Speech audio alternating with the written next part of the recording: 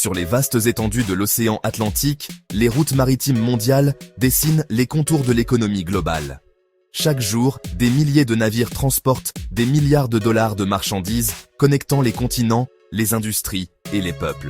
Ces artères vitales du commerce mondial sont le reflet de notre interdépendance. Mais ces routes ne sont pas immuables. Elles évoluent, se déplacent, et parfois, de nouveaux points névralgiques émergent, promettant de remodeler les flux commerciaux et de créer de nouvelles opportunités. Aujourd'hui, loin des grands titres, le Maroc redessine discrètement mais sûrement la carte commerciale de l'Afrique de l'Ouest. Une stratégie ambitieuse, pensée sur le long terme, dont l'épicentre se trouve dans un lieu à la fois isolé et stratégique, une charnière potentielle entre l'Afrique, l'Europe et les Amériques. Le point à surveiller est Dakhla. Située sur la côte atlantique, dans la région sud administrée par le Maroc, cette ville est au cœur d'un projet colossal, le port en eau profonde de Dakhla Atlantique. Plus qu'une simple infrastructure portuaire, Dakhla Atlantique est conçu pour être la porte d'entrée maritime directe pour une vaste région enclavée, le Sahel. L'objectif est de connecter des pays comme le Mali, le Niger, le Burkina Faso et le Tchad aux grandes autoroutes de la mer, en offrant une alternative plus rapide, plus sûre et plus efficace que les routes existantes qui sont souvent longues et saturées. Pour comprendre la logique de ce projet, il faut d'abord regarder vers le nord. Là-bas, le port de Tanger Med s'est imposé en moins de 2 décennies comme le plus grand port de la Méditerranée et d'Afrique. Il canalise déjà, avec une efficacité de classe mondiale, le trafic maritime entre l'Europe, l'Asie et les Amériques, servant de hub de transbordement majeur pour les plus grandes compagnies maritimes. Maintenant, Dakhla Atlantique vise à reproduire cet avantage stratégique pour le Sud. L'idée est de créer un système à 2 ports, une tenaille logistique qui prend en étau toute la façade atlantique du Maroc. Tanger Med pour l'hémisphère nord, Dakhla Atlantique pour l'Afrique de l'Ouest et le Sahel. Une double porte d'entrée sur le continent. Pour les marchés enclavés du Sahel, cette nouvelle route signifie un raccourcissement drastique du chemin vers la haute mer, et donc vers les marchés mondiaux. C'est la promesse d'une intégration économique accélérée, en désenclavant des économies qui dépendent entièrement de corridors terrestres longs et coûteux. Le port lui-même est un projet d'ingénierie majeur. Construit à 40 km au nord de la ville de Dakhla, il est conçu pour accueillir les plus grands navires du monde. Il comprendra 3 composantes principales. Un port de commerce, un port dédié à la pêche hauturière et un port de réparation navale. Techniquement, le port est ambitieux. Avec des quais atteignant une profondeur de 16 mètres, il pourra accueillir des porte-conteneurs de grande taille. Dans sa première phase, il vise une capacité de traitement de 2,2 millions de tonnes de marchandises, dont près d'1 million de conteneurs EVP, ainsi que des vracs solides et liquides. Le port de pêche, quant à lui, vise à moderniser et industrialiser un secteur clé de la région, riche en ressources pélagiques. Mais un port moderne n'est rien sans son écosystème logistique. Une zone industrielle et logistique massive est prévue pour s'étendre sur plus de 1600 hectares. Son rôle, permettre le transbordement, le stockage et surtout la transformation à valeur ajoutée des marchandises qui transiteront par Dakhla. C'est là que la vraie richesse sera créée. Imaginez des chaînes du froid de pointe pour conserver et exporter les produits agricoles et halieutiques. Des entrepôts de carburant pour le soûtage des navires, faisant de Dakhla une escale technique attractive. Et des unités de transformation pour transformer les matières premières locales ou sahéliennes avant leur exportation, captant ainsi plus de valeur sur place.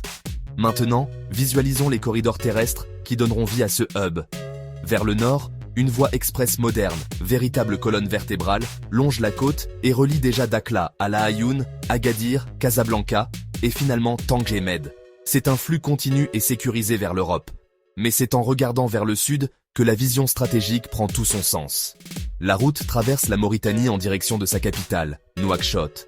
Ce tronçon est crucial et fait l'objet d'efforts de modernisation pour garantir la fluidité du trafic. De là, le corridor se divise. Une branche côtière descend vers Dakar, la capitale sénégalaise, un autre pôle économique majeur. L'autre branche, la plus stratégique pour les pays enclavés, s'enfonce vers l'intérieur des terres, traçant une ligne de vie économique vers le Mali et, au-delà, vers le Niger et le Burkina Faso. Pour un pays comme le Mali, dont l'accès à la mer dépend traditionnellement des ports ivoiriens ou sénégalais, Dakhla offre une alternative géopolitiquement stable et économiquement compétitive. Prenons un exemple concret. Un conteneur partant de Bamako mettrait environ 7 jours pour atteindre Dakhla. contre 10 à 15 jours pour Abidjan ou Dakar, en comptant les temps d'attente aux frontières et la congestion portuaire.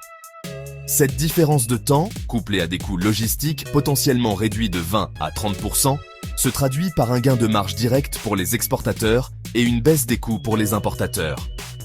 Faisons un zoom arrière sur la concurrence. Dakhla Atlantique n'entre pas dans un vide. La côte ouest africaine est jalonnée de ports importants. Dakar, Abidjan, Tema, Lagos. Ces hubs historiques desservent leur propre hinterland et luttent pour attirer le trafic de transbordement. Cependant, beaucoup font face à des défis structurels. Congestion chronique, saturation des infrastructures terrestres, délais administratifs et parfois instabilité des corridors intérieurs. L'avantage concurrentiel de Dakhla repose sur une proposition de valeur claire. Un port ultra-moderne, intégré à une zone logistique, connecté par des corridors neufs ou rénovés, le tout dans un environnement réglementaire et sécuritaire unifié et stable. C'est l'argument d'un système intégré de bout en bout. Le projet s'inscrit aussi dans une vision continentale plus large, où les corridors logistiques sont vus comme les artères du développement. On pense au corridor Lapset sur la côte de l'océan Indien, ou au corridor partant de Walvis Bay en Namibie. Dakhla se positionne comme le maillon le plus occidental de ce réseau panafricain en devenir, un pilier de la zone de libre-échange continentale africaine. De plus, le port de Dakhla est conçu pour s'articuler avec d'autres projets structurants. Le plus spectaculaire est le projet de gazoduc Nigeria-Maroc. S'il se concrétise, ce pipeline long de plusieurs milliers de kilomètres pourrait non seulement approvisionner le Maroc et l'Europe en gaz, mais aussi ancrer le développement industriel le long de son tracé, y compris dans la zone de Dakhla, qui deviendrait un hub énergétique en plus d'être un hub logistique.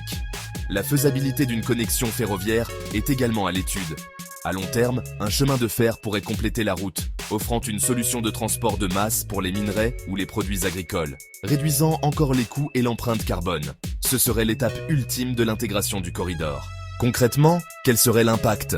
Si le système fonctionne comme prévu, un camionneur partant de Bamako ou de Niamey pourrait effectuer ses formalités douanières via un guichet unique numérique avant même son départ. Il franchirait des postes frontières modernisés et standardisés, où les temps d'attente sont réduits au minimum grâce à des procédures harmonisées et des contrôles intelligents. Il rejoindrait le port de Dakhla, où sa marchandise serait immédiatement prise en charge pour être chargée sur un navire offrant des services réguliers et fiables vers l'Europe, l'Asie ou les Amériques. Le résultat, moins de temps d'attente, moins de ruptures de charge et de transbordements coûteux. Et surtout, moins de risques et d'incertitudes, le poison du commerce international. Bien sûr, un projet d'une telle envergure n'est pas sans défi. Le financement, estimé à plus d'1 milliard de dollars pour le port seul, est considérable. Les défis environnementaux, dans une région à l'écosystème fragile, nécessitent une ingénierie et une planification méticuleuse, avec des études d'impact rigoureuses pour protéger la biodiversité marine et côtière. Enfin, la stabilité et la sécurité le long des corridors terrestres, notamment dans la bande sahélienne, restent une préoccupation majeure qui dépend d'une coopération régionale solide et d'investissements continus dans la sécurisation des axes. C'est ainsi qu'un simple point sur une carte ambitionne de devenir un corridor économique vital.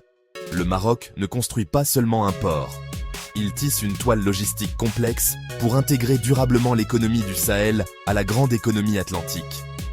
Le projet, dont la construction a débuté et devrait s'étaler sur près de 7 ans, est un marathon, pas un sprint. La stratégie est claire.